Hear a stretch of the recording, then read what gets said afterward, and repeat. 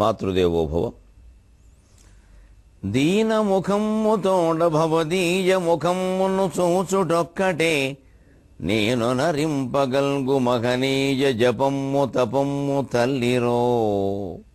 జగన్మాత దీనముఖమ్ము తోడ భవదీయ ముఖమ్మును చూచుటొక్కటే నేను నరింపగల్గు మహనీయ జపమ్ము తపమ్ము తల్లిరో.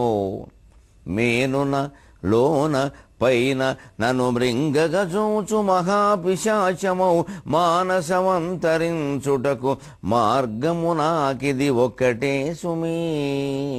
మేనున లోన పైన నను మృంగగ చూచు మహాపిశాచమౌ మానసమంతరించుటకు మార్గము నాకిది ఒక్కటే సుమీ. ఏబిఎన్ ఆంధ్రజ్యోతి ప్రేక్షక మహాశయులందరికీ నవజీవన వేదం అనే కార్యక్రమంలో 912వ భాగానికి స్వాగతం పలుకుతున్నాం. ఇక ఈవేళ ప్రపంచాన్ని మొత్తం అరచేతిలో పెట్టి మనకి చూపిస్తున్నటువంటి మహత్తర విద్య ఇంటర్నెట్ సమస్త విశ్వమును తానింటర్నెటే పుణ్యమో. ఇంటర్నెట్ సమస్త విశ్వమును తానింటర్నెటే చిత్రమో. వెంటను మార్చె జీవనమును ఏ బెర్నెరుసుని పుణ్యము. వెంటను మార్చె జీవనమును ఏ బెర్నెరుసుని పుణ్యము. వింటిన్గానము బాణమే కనపొడున్ వెబ్సైటులో ప్రాణమై. వింటిన్గానము బాణమే కనపొడున్ వెబ్సైటులో ప్రాణమై. మింటిన్ మంటిని సాలెగూటనిడి నిర్మించన్ జగద్గ్రామమున్. మింటిన్ మంటిని సాలెగూటనిడి నిర్మించన్ జగద్గ్రామమున్. ఇంటర్నెట్ సమస్త విశ్వమును తాను ఇంటర్నెటే చిత్రము. ఇవాళ ఇంటర్నెట్టింది సమస్త విశ్వాన్ని. దొరకంది లేదు. ఏం కావాలన్నా నెట్లోకి వెళ్ళండి. అతి ప్రాచీనమైన విషయాల దగ్గర నుంచి అతి నవీనమైన విషయాల వరకు సమస్త సమాచారం, కోట్ల పుటల సమాచారం దొరుకుతుంది. పుట్టలుగా. కొద్దిగా నష్టం ఉన్నప్పటికీ సమాచార విప్లవాన్ని మాత్రం మనం సాధించాం, అంగీకరించి తీరాలి. ఇవాళ ఏ ఆసక్తి కలిగిన వాళ్ళకి అది దొరక్కపోవడం అన్న సమస్య లేదు. ఏదో నువ్వు తప్పిస్తే దొరుకుతుందని వేదాంత శాస్త్రాల్లో చెబుతారు. భౌతికంగా మనం కాస్త ప్రయత్నం చేస్తే వాడు ప్రతిదీ దొరుకుతుంది. పురుషోత్తముడి దగ్గర నుంచి పూరి వరకు భగవంతుడి గురించి ఉన్న అత్యున్నతమైన వేదాంత శాస్త్ర గ్రంథం ఏదంటే గ్రంథం మొత్తం వచ్చేస్తుంది. పూరి, నేనుండే హైదరాబాదులో ఎక్కడ పూరి బాగుంటుంది అంటే అది కూడా వస్తుంది. పూరి దగ్గర నుంచి పురుషోత్తముడి వరకు రాంది లేదు ఇంకా. అందుకే ఇంటర్నెట్టే సమస్త విశ్వమును తాను ఇంటర్నెట్ ఏ చిత్రము. వెంటను మార్చి జీవనమును ఏ బెర్నెర్సలీ పుణ్యము. ఇంగ్లాండ్కు చెందిన ఏ బెర్నెర్సలీ ఈ పుణ్యాన్ని కట్టుకున్నాడో మహానుభావుడు. కానీ వెంట జీవితాలు మారిపోయినాయి. ఇవాళన్నీ నెట్ ఆధారిత జీవనములు. పెళ్ళిళ్ళు, పేరెంటాల దగ్గర నుంచి అన్ని రకాలు. భిక్షుకులు కూడా వాళ్ళు కాస్త నేర్చుకుని ఎక్కడికెడితే భిక్ష దొరుకుతుందంటే అది జవాబు చెప్పేస్తుంది. మామిడి పళ్ళు అమ్ముకునే వాళ్ళని చూశాను నేను. ఒకడేమో ఎండలో నిలబడి శ్రద్ధగా మామిడి పళ్ళు అన్నీ అందంగా అమరుస్తున్నాడు. ఇంకోడు సైకిల్ వేసి ఆ బుట్ట మీద ఆ పళ్ళు పాడేసి వెనకాల 2 రాళ్ల మీద కూర్చుని స్మార్ట్ ఫోన్ నొక్కుంటూ కూర్చున్నాడు. ఒకే వ్యాపారంలో వ్యక్తులు భిన్నంగా ఎలా ఉంటారా అనుకున్నాను నేను. ఈ బుట్టలో మామిడి పళ్ళు బాగాలేవు, ఒక వరసలో లేవు, ఏదో అలా ఉన్నాయి. వాడికి ఆ శ్రద్ధ లేదు. పైగా అమ్మకం మీద కూడా శ్రద్ధ లేదు. శ్రద్ధలో కూడా దారిపోయే వాళ్ళని పట్టించుకుంటాడు, కలిసి పిలుస్తాడు, ఏదో మాట అంటాడు. మరి మూలకు వచ్చిన బండరాళ్ళు ఉన్నాయి అక్కడ గోడకి చేసి, దాని మీద వచ్చిన ఇంటర్నెట్ చూసుకుంటున్నాడు, స్మార్ట్ ఫోన్ చూసుకుంటున్నాడు. ఇంకొక నెల కాదు, కాస్త ఎండగా ఉన్నా సరే తలపాగా చుట్టుకుని ఆ సైకిల్ మీద ఉన్న పళ్ళు అందంగా అమరుస్తున్నాడు. ఇలాగా వ్యాపారం పట్ల ఎవరికి శ్రద్ధ ఉందో అర్థం అవుతుంది. మనుషులను బాగు చేయడానికి, చెడగొట్టడానికి కూడా ఇది పనికొస్తుంది. అందుకే వెంటను మార్చి జీవనమును ఏ బెర్నెరుసలీ పుణ్యము. వింటిన్ గానము బాణమే కనపడున్ వెబ్సైటులో ప్రాణమై.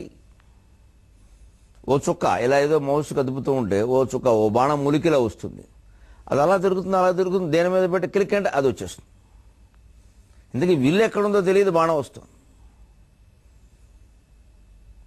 ఏదో అలంకార శాస్త్రంలో పూర్వం చెబుతారు, నల్ల కలువల నుండి వాడి బాణములు వెలువడుచున్నవి అంటారు. నల్ల కలువల జంట నుండి వాడి బాణములు వెలువడుచున్నది. పశ్య నీలోత్పల ద్వంద్వాత్ అంటాడు. పశ్య నీలోత్పల ద్వంద్వాత్. నల్ల కలువల జంట నుండి వాడి బాణములు వెలువడుచున్నామంటే ముందు ఏమిటిదంటే కలువల జంట నుంచి బాణాలు ఎందుకు వస్తాయి? ఎవరో అమ్మాయి చూస్తోంది, ఆ చూపులను బాణాలు అన్నాడు. విల్లు కనపడలేదు, బాణాలు కనపడుతున్నాయని. అలాగే వింటిన్ గానము బాణమే కనపడను, వెబ్సైటులో ప్రాణమై. దాని పేరు వెబ్సైట్. అది ఎందుకు ఏర్పడింది ఆ మాట? ఆ కనిపెట్టిన వాళ్ళు ఆ వెబ్సైట్ అనే మాట ఎందుకన్నారు? వెబ్ అని. మంటిని సాలెగోటనేటి నిర్మించని జగద్గ్రామం. మింటిన్ ఆకాశాన్ని, మంటిని భూమిని, రెండింటిని కలిపి సాలెగూడులో అమర్చినట్టు అమర్చారు. సాలెగూడు అమెరికను చూసి ఈ ఇంటర్నెట్ కనిపెట్టాడు కాబట్టి వెబ్ అని పేరు పెట్టాడు. వెబ్ అంటే ఇంగ్లీషులో సాలెగూడు. అదే సాలెగూడు నుంచి మన వాళ్ళు భగవతత్వాన్ని కనిపెట్టారు. అసలు ఈ తూర్పు దేశాలలో ఎక్కువగా తాత్విక దృష్టి ఉండడానికి, పశ్చిమ దేశాల్లో ఎక్కువగా భౌతిక దృష్టి ఉండడానికి కారణం కూడా ఒకటి ఉందండి. అది కూడా సాగర ఘోష స్పృశిస్తుంది. ఆ పరిశోధన కూడా జరిగింది. అదే సాలెగూడు నుంచి మనవాళ్ళు భగవతత్వం వేదముల్లోనే, ఉపనిషత్తుల్లోనే యథోన్ననాభిసృజతే గృహ్ణతే చ యథా శతః పురుషాత్ కేశలోమాని తథా అక్షరాత్ సర్వమిదం విశ్వం తథా అక్షరాత్ సర్వమిదం అజాయత అంటుంది. సాలెగూడుని తన నోట్లోంచి ఏదో ఒక కడుపులోంచి ఒక దారం తీస్తుందట. ఆ దారంతోనే ఇలా అల్లేస్తుంది. అవసరమైతే ఆ దారం మొత్తాన్ని అలాగే అది వెనక్కి లాక్కోగలదు. అలాగే భగవంతుడి నుంచి ఈ సృష్టి ఏర్పడింది, ఆయన మళ్ళీ దీన్ని వెనక్కి తీసుకోగలడు. ఎవ్వని జనించు జగము ఎవ్వని లోపల నుండు లీనమై ఎవ్వని యందుడిందు అన్నారు. యథా సతః పురుషాత్ కేశలోమాని. బీజముల నుండి వృక్షాలు ఎలా ఏర్పడుతున్నాయో మనిషిలా అలా ఉండగానే మాటిమాటికి వెంట్రుకలు పెరుగుతున్నాయి, గోళ్ళు పెరుగుతున్నాయి. మీరు గమనించండి. కత్తిరించిన కొద్దీ పెరుగుతున్నాయి. కత్తిరించక ముందు వరకు అది మన శరీరంలో భాగం, కత్తిరించిన తర్వాత శవం. దాన్నే తత్వశాస్త్రంలో గొప్పగా చెబుతారు, ముఖ్యంగా యోగ వాసిష్టంలో. గోరు పెరగడం అనేటువంటి ఒక లక్షణాన్ని కలిగి ఉంది కదా. ఎందుకు? దాని మూలాలు ఇంకా ఇక్కడ ఉండడం వల్ల అది పెరుగుతుంది. ఆ మూలం ఇంకా ఉండిపోవడం వల్ల ఆ పెరిగే లక్షణం గోరుకు ఎలాగైతే ఉందో మనస్సులో కూడా కొన్ని వాసనలు ఉంటే మళ్ళీ ఈ మనస్సు ఇంకో శరీరం ధరిస్తుంది అన్నారు. గోళ్ళు పెరిగినట్టే జుట్టు పెరిగినట్టే. నువ్వు ఎంత కత్తిరించినా ఉపయోగం లేదు, ఇంకో గోరు వస్తుంది. ఎంత కత్తిరించినా ఉపయోగం లేదు, ఇంకా జుట్టు వస్తుంది. అలాగే ఎంత పాకులాడినా ఉపయోగం లేదు, ఇంకో జన్మ వస్తుంది. పాకులాడడం మానేస్తేనే ఆగుతుంది. భౌతికమైనటువంటి ధర్మాలు మనం ఒత్తుపెట్టుకుంటేనండి, పరిశీలిస్తే మానసికమైన లక్షణాలు, ఆధ్యాత్మిక లక్షణాలు తెలుస్తాయండి. భౌతికత ఎప్పుడు మానసికతకి, ఆధ్యాత్మికతకి వ్యతిరేకం కాదండి. అందుకే దేవుడు ఎప్పుడు భౌతిక విజ్ఞాన శాస్త్రానికి వ్యతిరేకం కాదు. విజ్ఞాన శాస్త్రం పెరిగిన కొద్దీ దాని లోతుల్లోకి పెడితే భగవతత్వం అర్థం. గోరు ఎప్పటికప్పుడు తీసేస్తున్నాం. ఇదే ఎందుకు పెరుగుతోంది? ఆ లోపల ఇంకా దాని లక్షణాలు కొన్ని ఉన్నాయి, అవి పెరుగుతూ ఉంటాయి. జుట్టు కత్తిరిస్తున్నాం, ఎందుకు పెరుగుతోంది? ఆ లోపల కుదుళ్ళు లోపల ఉన్నాయి, అవి ఇంకాస్త పెరిగేలా చేస్తాయి, మళ్ళీ పెరిగేలా చేస్తాయి. ఆ కుదుళ్లే మన మనస్సులో ఉండే వాసనలు కూడా. ఈ జీవితానికి సంబంధించి భార్య, భర్త, పిల్లలు, కుటుంబం, వ్యాపారం, వ్యవసాయం, ఉద్యోగం, సంసారం, వీటి గురించినటువంటి ఆలోచనలు, వాసనలు మనకి బాగా ఎప్పుడూ అవే విషయాలు ఆలోచిస్తూ ఉండడం వల్ల మనస్సులో ఆ కుదుళ్ళు బాగా వేళ్ళూరుకుంటాయి. అందువల్ల ఈ మనస్సు ఈ శరీరాన్ని వదిలేసిన ఇంకో శరీరం ధరిస్తుంది. సరిగ్గా ఆ వాసనలకు అనుకూలమైన శరీరాన్ని ధరిస్తుంది. అంచేత పూర్వజన్మను నిర్ధారించుకునేది మనమే.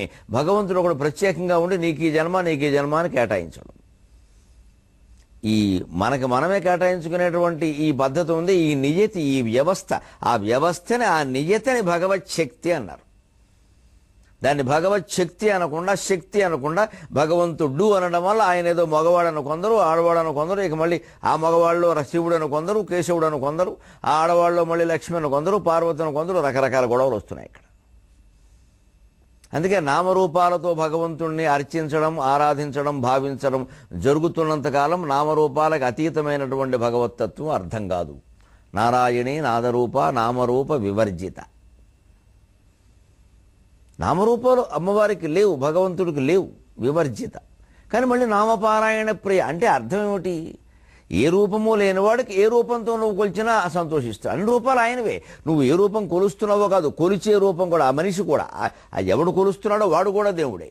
వాడికి తనకి తాను దేవుణ్ణని తెలియక ఇంకొకరు దేవుణ్ణని కల్పించుకొని కొలుస్తున్నాడు. ఎందుకంటే తన శరీరం తనే అనుకుంటున్నాడు. తన శరీరాన్ని తాను అనుకోవడం మానేస్తే అంతా ఉన్నది ఒకటే తత్వం అని అర్థమవుతుంది. అప్పుడు ప్రపంచంలో ఉండే స్వార్థం అంతా పోయి సముద్రంలో కలుస్తుంది. ఈ స్వార్థమే కదా ముంచేస్తున్నది. మన వరకు అనేసరికి ఒకలా ఆలోచిస్తాం, ఇంకోళ్ళకంటే ఇంకోలా ఆలోచిస్తాం. మన సొంత బాధ్యతల్లో ఉన్నా అంతే, పరిపాలనా ధర్మంలో ఉన్నా అంతే. మన ఇంట్లో మనం పెట్టాల్సిన ఖర్చు అయితే ఒకలా ఆలోచిస్తాం, ఇంకోళ్ళకి పెట్టే ఖర్చు అయితే ఇంకోలా ఆలోచిస్తాం. మనం కట్టుకునే చీరకు ఒకలా ఆలోచిస్తాం, ఇంకోళ్ళకి పెట్టే చీరకు ఇంకోలా ఆలోచిస్తాం. అదెంతో ఇదే అంతే. ఇది పోవాలంటే ముందు శరీరం మనం అనే భావన పోవాలి. ఆ భావన పోకే మనం మళ్ళీ ప్రత్యేకంగా ఓ దేవుణ్ణి ఎదురుగా సృష్టించాం. మనం ఈ శరీరమే మనం కాదని తెలుసుకుంటే ఇంకా ఆ సృష్టించిందంతా ఇది అంతే. అందుకే శంకరాచార్య మనీషా పంచకంలో చాలా స్పష్టంగా చెప్పారు. సర్వం బ్రహ్మైవాహమిదం జగచ్చ సకలం చిన్మాత్ర విస్తారితం సర్వం చేతదవిద్యయా త్రిగుణయా శేషం మయా కల్పితం ఇత్థం యశ్చ దృఢామతి సుఖతరే నిత్యే పరే నిర్మలే చండాలోస్తు సతుద్విజోస్తు గురురుత్యేషా మనీషా మమ. బ్రహ్మైవాహం ఇదం జగచ్చ సకలం చిన్మాత్ర విస్తారితం. అహం బ్రహ్మైవ, నేను అనే నిజస్వరూపం పరమాత్మయే. ఇదం జగచ్చ సకలం చిన్మాత్ర విస్తారతం, ఇదంతా నా చిత్, దాని నుంచే చిత్తము. ఆ చిదాకాశంలోనే ఇదంతా ఏర్పడింది. సర్వం చేతద్ అవిద్యయా త్రిగుణయా శేషం మయా కల్పితం. ఈ మొత్తం అవిద్య కారణంగా, లేనిదాన్ని ఉన్నదని భ్రమపడ్డం కారణంగా, నా విద్యతే ఇత్యవిద్య, ఉన్నది విద్య, లేనిది అవిద్య. లేనిదాన్ని ఉన్నదని భ్రమపడ్డం కారణంగా శేషం భగవంతుడితో సహా సా ఈశం మయా కల్పితం, నేనే భావించుకున్నాను. అంటే దేవుడు కల్పన కాదు, దేవుడు ప్రత్యేకంగా ఉన్నాడు అనుకోవడం కల్పన. దేవుడే నిజం, జగత్తే కల్పన. ఆ దేవుడు ప్రత్యేకంగా ఉన్నాడు అనుకోవడం కల్పన. అది మనమే అయి ఉన్నాడు. మనకు అది అర్థం కాకే ఇంకొకరు ఉన్నారనుకుని వారికి రూపకల్పన చేసి ప్రత్యేకంగా ఆరాధిస్తున్నాం. ఈ శరీరంలో ఉన్నది ఆ విగ్రహంలో ఉన్నది ఒకటే అని అర్థమైతే ఇంక అవసరం లేదు ఆరాధన. అవసరాలు లేకపోవడం కాదు, ఆ భావన వల్ల, ఆ తత్వజ్ఞానం పొందడం వల్ల గొప్ప ప్రయోజనం ఏమిటంటే మరో శరీరాన్ని ఎట్టి పరిస్థితుల్లో మనం బాధ పెట్టే ప్రయత్నం కానీ, మరో శరీరం నుంచి విజయం సాధించే ప్రయత్నం కానీ, మరో శరీరంతో రాగద్వేషాలు పొందే ప్రయత్నం కానీ మనం చెయ్యం. అంతా ఉన్నది ఒక్కటే అని అర్థం అవుతుంది. ఈ శరీరమే మనం కాదని తెలిసిపోయింది కాబట్టి. ఈ శరీరం మనం అనుకుంటున్నాం కాబట్టి దీని చుట్టూ పెద్ద అల్లుకున్నాం. ఇక్కడ చిన్న బొజ్జకు శ్రీరామ రక్ష. ఇంకా మిగిలిన శరీరాలను కొన్నిటిని ఇష్టంతోనూ కొన్నిటిని అయిష్టంతోనూ రకరకాలుగా చూస్తున్నాం. ఇప్పుడు ప్రపంచంలో సమస్యలన్నిటికీ ఈ స్వార్థమే కారణం. ప్రపంచంలో సమస్యలన్నిటికీ ఇదే కారణం. మన శరీరానికి మనం ప్రాధాన్యం ఇస్తాం, ఇతరుల శరీరాలు మనకు అనవసరం అనుకుంటాం. అంచేతన సమస్త ప్రపంచ సమస్యలకి పరిష్కారంగా వేదం అద్వైతాన్ని ఎందుకు చెప్పింది అంటే, నేను ఈ దేహం అనే ఒక భావనను వదిలేయగలిగితే ప్రపంచం అంతా శాంతిమయంగా ఉంటుంది. అందరం మన జీవితాలతో లీలామానుష వేషధారులమై శ్రీకృష్ణ పరమాత్మలాగా ఆడుకుంటాం. 16,000 సంవత్సరాలు ఉన్నా ఇబ్బంది లేదు. గోవులు కాసినంత హాయిగానే సంసారాలు కూడా చేస్తాం. అది చేస్తాం, ఇది చేస్తాం. మాధవ గోవింద 2 నామాలు ఒకచోట ఉంటాయి కేశవనామాలు. మాధవుడు అంటే లక్ష్మీపతి, లీలామానుష వేషధారి, బ్రహ్మాండమైన వైభవం. గోవిందుడు అంటే గోవులు కాసేవాడు. గోవులు కాసినా గొప్ప వృత్తే, మాధవుడైనా గొప్ప వృత్తే, తేడా ఏం లేదు. అందుకే మాధవ గోవింద. జీవితంలో అంత లక్ష్మీపతిత్వం లాంటి వైభవం కలిగినా సరే, గోవులు కాసుకునే పరిస్థితి వచ్చినా సరే, రెండూ సమానంగా భావించి రెండూ ఆనందమే. లక్ష్మీపతి రెండూ చేశాడు. లక్ష్మీపతి అయినవాడే గోవులు కాశాడు. అది తక్కువ వృత్తి అయితే ఆయన ఎందుకు చేస్తాడు? తక్కువ ఎక్కువ లేనివాడు కాబట్టి. అంచేత ఆ శేషం మయా కల్పితం ఉండలో ఉద్దేశం శంకరాచార్య దేవుడు కల్పన కాదు, దేవుడే నిజమయ్యా. ఆయన మొత్తం విశ్వమై ఉండగా ఆయన ఏదో ప్రత్యేకంగా ఉన్నాడు నువ్వు భావించడం ఉందే, ఇది కల్పన. అది మనకి ఈ వైజ్ఞానిక సిద్ధాంతాలు అర్థం చేసుకున్నా కూడా తెలుస్తుంది. ఎందుకంటే సాలెగూడు ఎలా ఏర్పడిందండి? ఇలాగా అలాగా ఇలాగా, అసలు తీగలు చూడండి మీరు, విచిత్రంగా ఉంటాయి. ప్రపంచంలో బంధాలన్నీ అలాగే ఉన్నాయి, గమనించండి. ఎంతో దగ్గర వాళ్ళు అనుకున్న వాళ్ళు మనకు దూరం అయిపోతారు, ఏమీ సంబంధం లేని వాళ్ళు మనతో కలుస్తారు. విచిత్రం అది. అసలు ఏ తల్లికి ఏ పిల్లాడు, ఏ పిల్లాడికి ఏ తల్లో భార్యాభర్తల బంధాలు ఏమీ నిశ్చలం కాకుండా ఉన్నాయి ఈవేళ. అన్నీ మన మనోభావాలే, అనుకుంటే మన వాళ్ళు, కాదంటే పారయ్యేవాళ్ళు. ఇదే సాలెగూడు అంటే. సాలెగూడుకో లెక్కలేదు, ఇలా ఇలా ఏదో పందిరేసినట్టుగా ఉండదు అది. ఇలా ఉంటుంది, మళ్ళీ ఇలా వస్తుంది, మళ్ళీ ఇలా పెడుతుంది, మళ్ళీ ఇలా వస్తుంది, మళ్ళీ ఇలా పెడుతుంది, రకరకాలుగా ఉంటుంది. అయినా బంధం బాగానే ఉంటుంది, దాని అవసరాలు దానికి తీరుతున్నాయి. అందుకే ఇంటర్నెట్ అర్థమైతే, వెబ్సైట్ అర్థమైతే, సాలెగూడు అర్థమైతే భగవతత్వం అర్థమవుతుంది. అరచేతను వైకుంఠము సరకుల కొనుగోలు కూడా స్వగృహమునందే.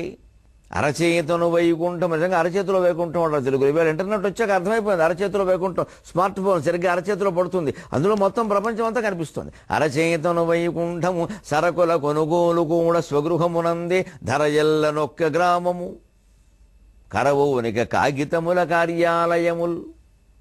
ధరయల్ల నొక్క గ్రామము కరవోనిక కాగితముల కార్యాలయముల్. అరచేతిలోనే వైకుంఠంలాగా మొత్తం ప్రపంచం అంతా కనపడుతోందండి. ఇంకా ముందు ముందు ఇంకా చిత్రంగా వేళ్ళు కూడా కదిలించవలసిన అవసరం కూడా, మనస్సులో భావిస్తూ చాలా అది పనిచేసేలా చేస్తున్నట్ట. సంకల్పం ద్వారా సంకల్ప సిద్ధి అని వేదాంత శాస్త్రంలో చెప్పిందంతా నిజంగా పోతోంది. దీన్ని బట్టే ఆ దివ్య దృష్టి, మంత్ర దృష్టిని కూడా నిజమని మనం అంగీకరించాలి, లేదా మనమే మోసపోతాం. ఆ తపస్సు కూడా చేయగలగాలి. ఆ తంత్రశాస్త్రం, ఆ మంత్రశాస్త్రం మీద కూడా అంత పరిశోధన జరగాలి. గొట్టాలు గొడుగుల మీద కాదు ఎంతసేపు. ఇది ఎంత చేసినా అది చేసే వరకు అసలు విషయం అర్థం కాదు. సరకుల కొనుగోలు కూడా స్వగృహమునంది. ఇవాళ ఆన్లైన్ షాపింగ్, ఇంట్లో కూర్చుని ఊరికే ఇలా ఆర్డర్ పెట్టడం, ఎక్కడికో మన అకౌంట్ నుంచి మన ఖాతా నుంచి వారి ఖాతాకి డబ్బులు వెళ్ళిపోవడం, మన ఇంటికి వస్తూ వచ్చాడు. అరచేతను వైకుంఠము సరకుల కొనుగోలు కూడా స్వగృహమునందే. ధర ఎల్లనొక్క గ్రామము కరవోనిక కాగితముల కార్యాలయములు. ప్రపంచమంతా ఒకే గ్రామం చేస్తారట, గ్లోబల్ విలేజ్. ఈ ప్రపంచీకరణ అనేది పచ్చి మోసం అనే విషయం రుజువైపోయింది. బడుగు దేశాలని నాశనం చేసేయడం తప్పితే దీనికి ప్రయోజనం వేరే లేదు. కూలి పని చేసుకోవాల్సిందే, కూలి పని చేసేవాడికి ఎక్కువ వస్తుంది, రైతుకి ఏం మిగలట్లేదు. 2 ఎకరాలు ఉన్నా సరే, పూర్వం రైతు అని నేను చుట్టకాల్చుకుని మేసం మేలేసేవాడు. నాది 2 ఎకరాలు ఉందన్నాయి, ఇంకో ఎకరం కొంటాం అనేవాడు. ఇప్పుడు రైతు కంటే కూలివాడిని అయ్యాడు. అంటే స్వాభిమానంతో హాయిగా బతుకుతున్న వాళ్ళు మనం హీనుడిని చేస్తున్నాం. మనం ఈ మొత్తం ఈ సామూహికం చేయడం ద్వారా పూజల్లో కూడా సామూహికం వచ్చింది. ఇళ్లలో పూజలు చేయించుకుంటే బ్రాహ్మణులు బతుకుతారు శుభ్రంగా. సత్యనారాయణ వ్రతాలు పూర్వం ఎవరింట్లో వారు చేయించుకునేవారు, సామూహికం లేదు. వరలక్ష్మి వ్రతం ఎవరింట్లో వాళ్ళు చేయించుకునేవారు, ఎవరింట్లోనే వాళ్ళు చేయించుకోవాలి. వినాయక చవితి పూజ ఎవరింట్లో వాళ్ళు చేయించుకునేవారు. ఊళ్ళో ఉండే బ్రాహ్మణులు శుభ్రంగా వెళ్ళి పూజ చేయించేవారు. ఏదో ఆ పూటకు 10 రూపాయలు సంపాదించుకునేవాళ్ళు, వాళ్ళ కుటుంబాలు ఇలాంటి కారణంగా వాళ్ళు బతుకు దేవుడు పేరు చెప్పి హాయిగా బతికేవాడు. మంచి వ్రతం, మంచి నిష్ఠ, ధర్మనిష్ట, నైతిక విలువలు అన్ని పూజలో ఉన్నాయి, మనకి తెలియందే ఉంది. ఇవాళ శుభ్రంగా మొదలుపెట్టారు, సామూహిక వ్రతాలు మొదలుపెట్టారు, బ్రాహ్మణులు పొట్ట కొట్టారు. ఎవరికో ఒకళ్ళకి వస్తున్నాయి మొత్తం లక్షలు, వీళ్ళు మొత్తం ఒక 10 కుటుంబాలు ఇక్కడ పడుకుంటున్నాయి. ఇది కూడా గ్లోబల్ విలేజే, ప్రపంచీకరణ. ఈ సమూహీకరణ పెరిగిన కొద్దీ, సామూహికం పెరిగిన కొద్దీ సొంత సంసారాలు నాశనం అయిపోతాయండి. ఎవరి పని వాడు చేసుకోవలసింది పోయి అంతా కలిసి చేయాల్సిన అవసరం, దేశం కోసం చేయాలి, అంతా కలిసి, స్వార్థం కోసం కాదు. సామూహిక పూజలు ఏమిటి, సామూహిక పారాయణ దేనికి? పారాయణ ఎవరింటో వారు చేస్తే దాని అర్థం తెలుస్తుంది, మనస్సు నిలబడుతుంది. ఒక 1000 మంది కూర్చుని చేసే చోట మనస్సు కాదు కదా, ఏదీ నిలబడదు. ఇది పెద్ద మెగా ప్రోగ్రాం, పేపర్లో రావడానికి, పత్రికల్లో రావడానికి, హడావుడు చేయడానికి, ఆ పేరు చెప్పి లక్షల చందాలు వసూలు చేయడానికి పనికొస్తుంది. దీనివల్ల పెరిగే భక్తి 10 పైసలు కూడా ఉండదు. నాకేం మొహమాటం లేదు చెప్పడానికి. ఎవరింట్లో వాళ్ళు పూజ చేసుకుంటే, ఎవరింట్లో వాళ్ళు పారాయణ చేసుకుంటే, ఆ విగ్రహం ముందు కూర్చుని మనం చెప్పేవేవో చెప్పగలం, పొందే అనుభూతులేవో పొందగలం. భక్తికి సామూహికం ఏమిటండి? అర్థం లేని మాట, వ్యర్థమైన మాట, వ్యాపారం కోసం. అది బాగా పనిచేస్తున్నారు ఇంకా. ఎందుకంటే ఎవరో ఒకరు బాగుపడతారు, మొత్తం విడివిడిగా కుటుంబాలు, 100 మంది బతకాల్సిన కుటుంబాల సొమ్ము ఒకళ్ళు మింగేస్తున్నారు. ఇదే మనం జాగ్రత్త పడాలి. అన్ని రంగాల్లో సరుకుల కొనుగోలు సహా, సత్యనారాయణ వ్రతం సహా ఈ సమూహాన్ని పెరగనీయకూడదు. అలాగా ఎవరి దారిని వాళ్ళు ఎవరింటో ప్రశాంతంగా చేసుకోవచ్చు కదా. కరవోనిక కాగితముల కార్యాలయములు. ముందు ముందు కార్యాలయాల్లో కాగితాలు ఉండవు అంటారు. చూద్దాం ఆ వైభవం కూడా ఎలా ఉంటుందో. ఒక్కసారి వైరస్ వ్యాపించిందంటే మొత్తం పోతుంది. అప్పుడు ఏం చేస్తారు? అంచేది ఎప్పుడూ ప్రత్యామ్నాయ వ్యవస్థ ఉండవలసిందే. 10 మంది మనుషులను పెట్టి ఇబ్బంది అయినా సరే పని చేయించుకోవడమే సుఖం. 10 మందికి ఉపాధి దొరుకుతుంది. వాళ్ళ అవసరం మనకుంది, మన అవసరం వాళ్ళకుంది. ఏదో పరస్పరం పోషయత్వ శ్రేయఃపరం అవాప్స్యథ అని భగవద్గీతలో చెప్పినట్టుగా ఆ మనుషులు మన అవసరంతో ఉన్నారు కాబట్టి మనతో అనుబంధం ఉంటుంది, మనకి వాళ్ళతో అవసరం ఉంది కాబట్టి మనం కూడా అనుబంధాలు జాగ్రత్తగా చూసుకుంటాం. మానవ సమాజం అప్పుడే హాయిగా వృద్ధి చెందుతుంది. అంతేకాని పూర్తిగా యంత్రాల మీద ఆధారపడి మొత్తం అంతా సమూహం మొదలు పెట్టేస్తే ఎన్ని కుటుంబాలు బుగ్గైపోతాయండి? 1-2 కుటుంబాలు బాగుండొచ్చు. కానీ అయితే ఈ ఇంటర్నెట్ వల్ల అంతర్గతంగా సాధించే విప్లవం చాలా ఉంది. బర్మా దేశం ఉదాహరణ. ఠారెత్తించిన యంత్రపాలకులను ఇంటర్నెట్ మయన్మారులో ఠారెత్తించిన యంత్రపాలకులను ఇంటర్నెట్ మయన్మారులో దూరం బంధున నుండి విప్లవములను దూకించే సూకీ ప్రభల్ దూరం బంధున నుండి విప్లవములను దూకించే సూకీ ప్రభల్ ఆరాటంబున ఆపివేసిరట ఆ యంత్రంబనం నవ్వగున్ ఆరాటంబున ఆపివేసిరట ఆ యంత్రంబనం నవ్వగున్ వారిన్ గట్టగవచ్చు గట్ల నడుమన్ వర్షమ్మునెట్లాపుటల్ వారిన్ గట్టగవచ్చు గట్ల నడుమన్ వర్షమ్మునెట్లాపుటల్. ఇంటర్నెట్ సాధించిన ఒక గొప్ప విప్లవం ఇవాళ బర్మాలో ఆంగ్ సాన్ సూకీ ప్రభుత్వం ఏర్పడ్డం. అటువంటి విప్లవాలు అత్యద్భుతంగా సాధించవచ్చు. మన దగ్గర నిర్భయ మీద అత్యాచారం జరిగినప్పుడు లక్షల మంది జనాన్ని ఒక్కరోజు ఏకం చేయడానికి ఇంటర్నెట్టే బాగా ఉపయోగపడింది. ఒక నిశ్శబ్ద విప్లవాన్ని సాధించగల దాని ప్రయోజనాలు దానికి ఉన్నాయి. ఇవాళ మేము చెప్పే మాటలు తెల్లారేసరికల్లా నవజీవన వేదంలో ఉన్నవి మొత్తం 150 దేశాల్లో వినపడుతున్నాయంటే ఇంటర్నెట్టే కారణం. మరి ఇదే మాటలు మేము ఊరికే ద్వేషం పెంచే మాటలు కూడా చెప్పొచ్చండి, అవి కూడా వ్యాపించేస్తే అప్పుడు ఆ పాపం మాది కాదా? సామరస్యం పెంచే మాటలు చెబుతున్నాం కాబట్టి సంతోషించాల్సిన విషయమే. దేశాల మధ్యలో, మతాల మధ్యలో, కులాల మధ్యలో చిచ్చు పెట్టేలా మా బోటిగాళ్ళ మాట్లాడితే, లేదు అజ్ఞానం పెంచేలా, గుడ్డి నమ్మకాలు పెంచేలా మాట్లాడితే ఈ అజ్ఞానం కూడా ప్రపంచం అంతా వ్యాపిస్తుంది. ఆ పాపం ఎవరిది? ఇంటర్నెట్దా మాదా? ఇంటర్నెట్ ఏం చేస్తుంది? మనం ఏం చెబితే తీసుకెళ్ళి చెబుతుంది అక్కడ.